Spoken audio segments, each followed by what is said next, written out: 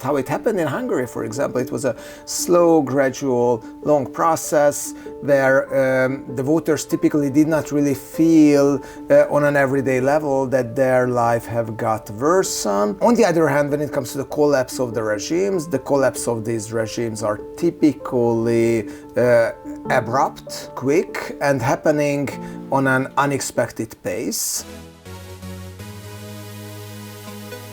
A választási eredmény, bár még nem teljes, de érthető és világos.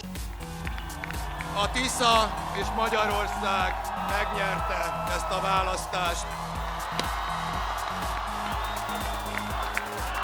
Typically, voters behave like frogs in the boiling water, in the sense that there is no obvious point where you have to quit. There is no obvious point where you feel that it's over, but this is rather a longer process. Wise autocrats typically handle well this kind of voter expectations, that maybe okay, some things are going a bit worse and some freedoms are diminishing and our everyday options are a bit narrowed, but still it is not that dramatic. Our research focused on how the democratic changes and undemocratic changes are perceived by the electorate and what kind of repercussions it has on their perception on the regime and their moral emotions. The main idea in the democratic inoculation experiment was to create conditions in which either voters hear about build-up of an authoritarian regime, so the gradual de-democratization, or the cracks in the regime, so the abrupt changes that can lead to the collapse of an authoritarian regime.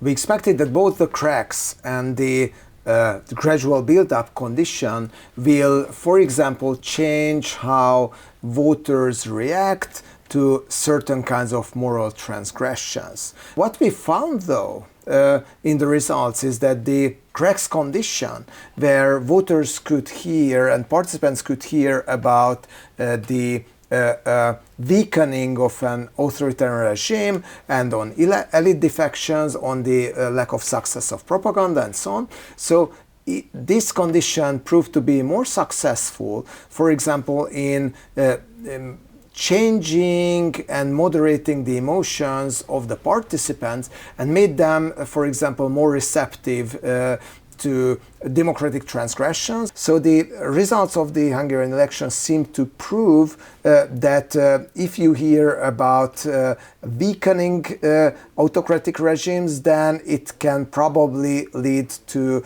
more sudden change that we just see as we speak in Hungary than if we just hear about how evil an autocratic regime is and how problematic it is when it narrows down the freedoms of the voters. The emotional tone of the two campaigns in the Hungarian election was notable. The Hungarian governmental party Fidesz mainly wanted to sell fear to the people, and for 16 years practically, they have always found a new enemy that the Hungarian voters have to be afraid of. And Péter Magyar's campaign, I think similarly to Barack Obama's 2008 campaign, put hope in the center of the campaign, even if not explicitly as a slogan, but it was the message coming all over the campaign. You can do it, you can self-organize. Maybe the regime